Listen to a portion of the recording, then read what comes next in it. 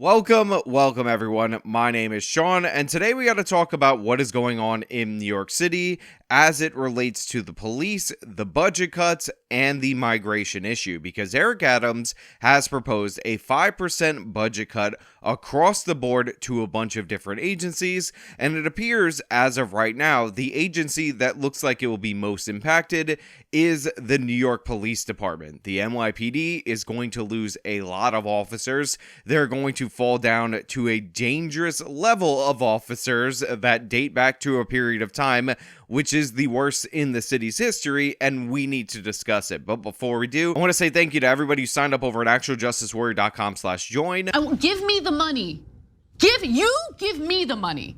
Okay. And thank you to the podcast listeners, Spotify, Apple, and Google's podcasting platform. So we've been talking about the migration issue a lot on this channel as of late and over the past year. We've talked about it in its relation to New York City and in its relation to the city of Chicago, because these have become focal points because they passed laws under the Trump administration to virtue signal extra hard about how they love illegal immigrants and they're not going to work with anybody to deport anyone for any reason at all whatsoever. And they extended benefits to those illegal immigrants. So Bill de Blasio did the extra executive order. They passed a law in the city of Chicago under Lori Lightfoot. And right now, Brandon Johnson and Eric Adams are living with the consequences of their party's actions and this virtue signaling. On top of that, you have Abbott busing people to New York and sending people to Chicago. And more importantly, you have people requesting to go to New York and requesting to go to Chicago because the word has gotten out to these asylum fraudsters that the public benefits in New York City and in Chicago are better than they're going to get in any location. So these people come here. In Chicago, they do a little bit of tricks to put people on the streets. They are spending a lot of money on them, but it's nowhere near as bad as New York City, where they have a right to shelter. And as we've covered on this channel, they decided to shelter them in the most expensive way possible, which is in midtown hotels. And in fact, these migrants have gotten so entitled, they actually had little mini riots when they were asked to move to the shelters that were just built for them, saying that they prefer to stay in the swanky midtown hotels. Desperation and fear spilled out onto West 57th Street tonight outside the Watson Hotel. It's hypocritical to think that immigration is only for certain privileged countries and not for everyone. These migrants housed here since they were bused in New York City are getting on the bus again. This time we're told they're being transferred to the Brooklyn Cruise Terminal in Red Hook, where cots have been set up, except they don't want to go. Pedro Duran, originally from Venezuela, arrived in New York in mid-October. He was already bused to Brooklyn, but said it was so cold he came back to the Watson, except he is no longer welcomed here. It's not humane. This is not the way you treat human beings. They want to go back into their rooms at the Watson Hotel. This is what they think of as their home right now. This is their home right now. And even having one of their advocates advocate for them to seize the billionaires' apartments in order to give them to the migrants. Volunteer advocates argue the city should put these migrants in some of the most expensive pieces of real estate in the world. He could have easily, along with Governor Hochul, opened up all the vacant luxury apartments. We are on 57th Street right now. This is Billionaires Row. Half of the super towers on this street are empty.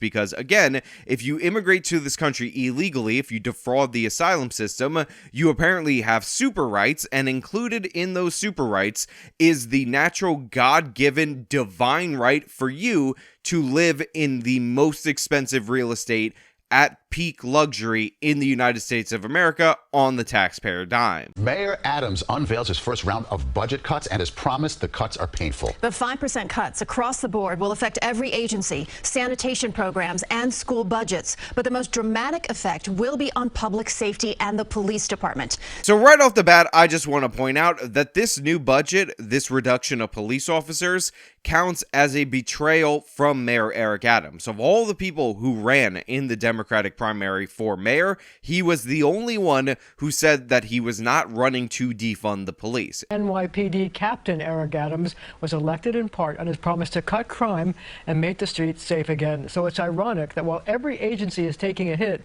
These cuts will drop the number of cops patrolling the streets, now get this, to the lowest number since the 1990s. Now, when push comes to shove, Mayor Eric Adams, in his infinite weakness, is in a budget crisis. It is caused largely, but not solely, due to the fact that all these migrants are here and taking up resources and getting all these benefits from the city of New York, but it's also due to the fact that the COVID spending that was injected into these local municipalities was priced into the New York City budget, even though New York City officials knew for a fact that they could not continue to authorize this spending after that COVID spending and that federal money ended up drying up. So there's also bad policy. But what do you do in the face of this bad policy, of this migrant crisis? You should be making precise cuts. You should be targeting those cuts to the biggest portion of the budget, which of course is the education budget. It's a total, complete, and utter waste in the city of New York. There's so much fraud,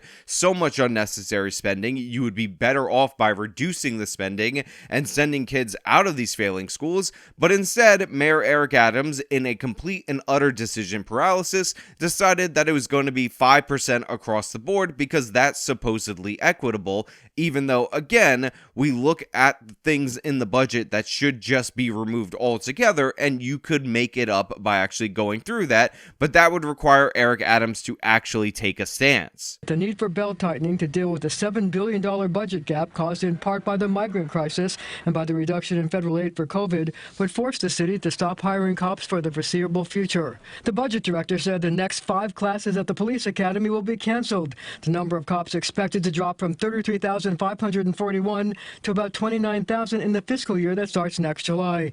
He said that's the lowest number of cops since the 1990s. So they're canceling the next 5 recruitment classes for the NYPD. This is at the same time that we're seeing record increases in retirements. We've lost about 2,500 officers, I believe, this year. And now they're trying to force out 4,000 more, which will reduce us to levels that we have not seen since the 1990s. Police Benevolent Association President Patrick Hendry was stunned, saying the cuts could kill 30 years of public safety progress, telling CBS 2 in a statement, quote, "This is truly a disaster for every New Yorker who cares about safe streets. Cops are already stretched to our breaking point, and these cuts will return us to staffing levels we haven't seen since the crime epidemic of the 80s and 90s. We cannot go back there." Now look, to be clear, this is the PBA guy, so he is a police union official. He is always going to be in favor of hiring more officers, paying police officers more, and all of that, because that's his job. You need to understand his biases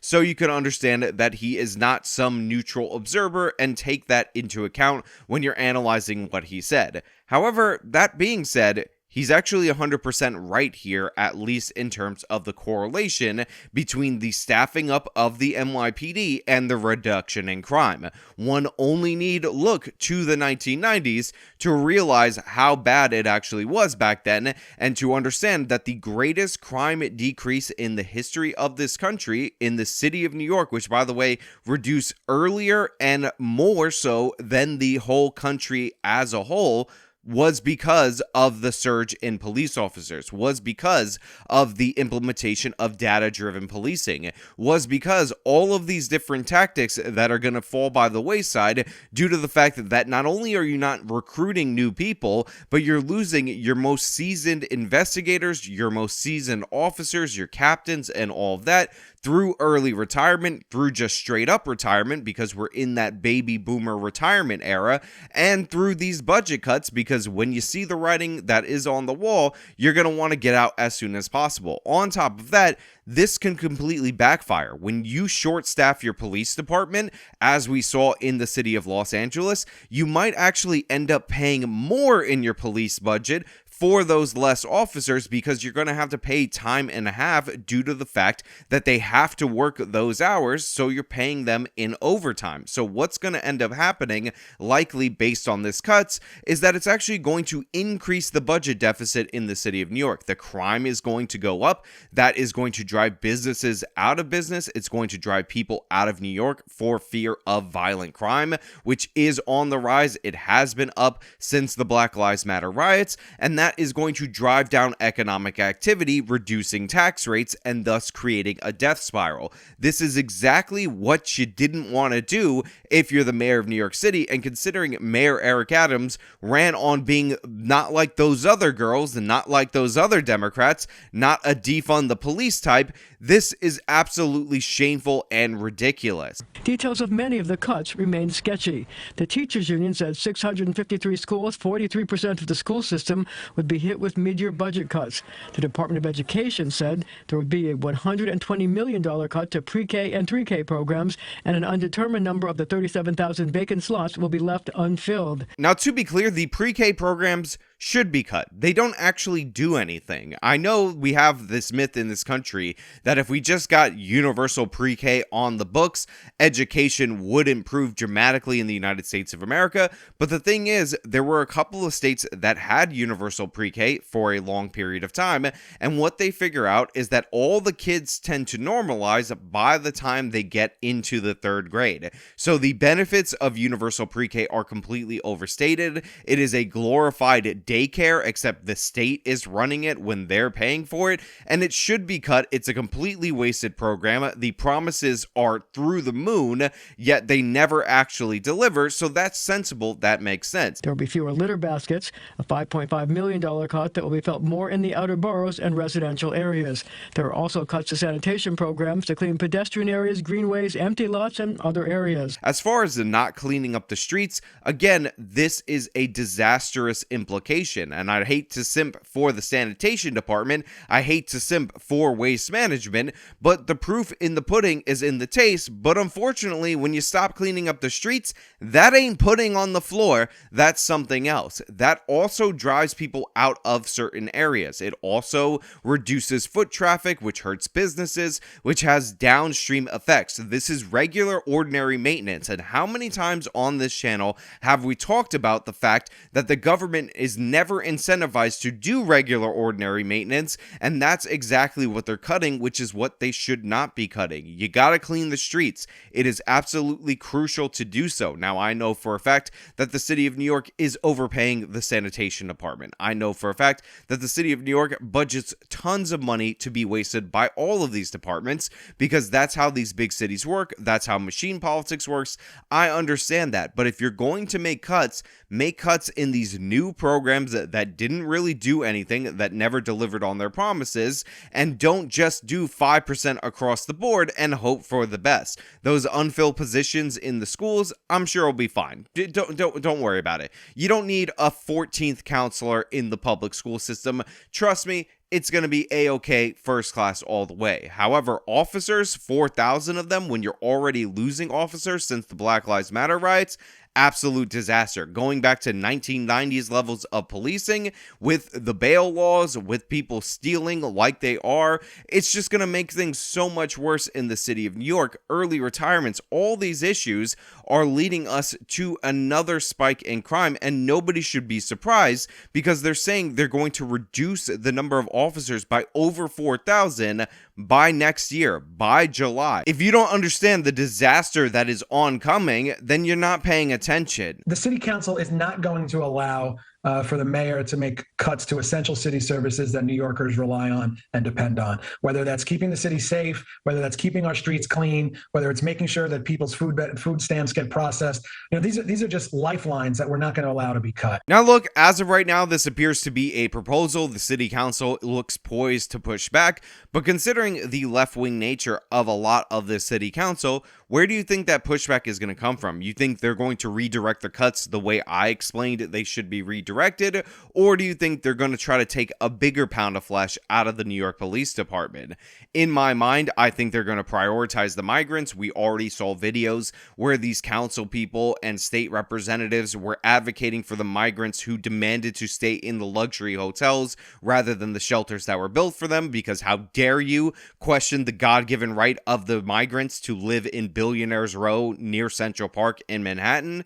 And that's really the direction I expect this to go in. Also, one of the things that definitely doesn't give me hope is the fact that these progressives, these complete and utter buffoons, are talking about how these cuts are completely unnecessary because Mayor Eric Adams is doing this insane thing where he looks at how much he's spending on migrants this year and he tries to project out how much will be spent on migrants in the next year. And according to them, projecting what you would spend in the future is no way to do a budget, even though, according to reality, of course, that is the way to do the budget. So I can expect them to pull back these cuts in all the wrong places, maybe even increase the cuts to the NYPD. But regardless, you're already seeing officers leave the force at ever-increasing rates, and whether or not they haggle out a couple more nickels for the NYPD is not going to make those officers rematerialize. But the fact of the matter is, Eric Adams is a complete traitor. He betrayed his word during his campaign. The only reason he won is because he ran tough on crime in the Democratic Party. That's what even the Democrats wanted in New York City. This is not a Brandon Johnson situation. And immediately he decided to put through cuts in a proposal that disproportionately hurt public safety, hurt the NYPD, because in reality, in actuality, this is who Eric Adams is. Complete and utter scum. I told you from the jump, he's a Brooklyn borough president. Those guys, by their very nature, are corrupt, and he just decided that the migrants take precedent over the safety of the citizens of New York, something that I'm tired of hearing from these left-wing politicians. But hey, those are just my thoughts. Let me know your thoughts down in the comments below. If you liked the video, show them by leaving a like. Subscribe for more content. Follow me on my social media. Support me via the support links in the description of this video. This has been me talking about the NYPD being cut for the migrants. Till next time.